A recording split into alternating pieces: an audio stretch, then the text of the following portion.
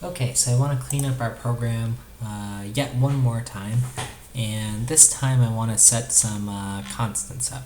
Okay, so the idea here is that I'm having trouble sort of remembering what some of these values are. These ones here. What's this 60? Certain things like that. So I'm gonna set up some symbols here. So there's the EQU. Well, what is .equ? Okay, let's go back to our directives here. I'm going to search .equ, and this says that some symbol is equivalent to some expression. Okay, and it says it's synonymous with set.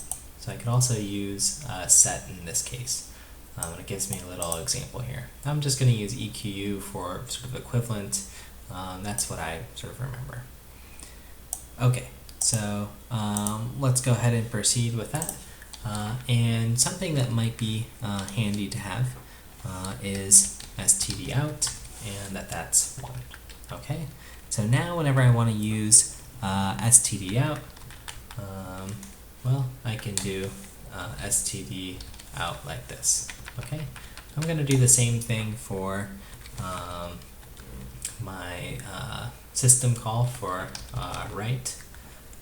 That's also 1, and this is now right. And let's do one more for exit.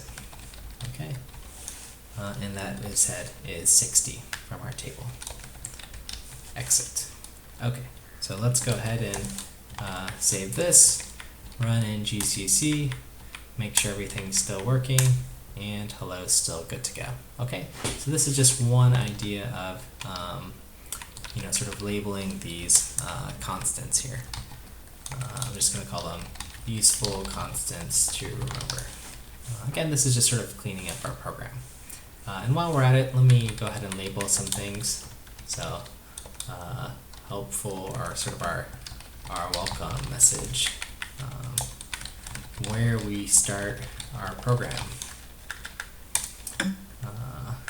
Here's our subroutines in this section, and here's our program entry.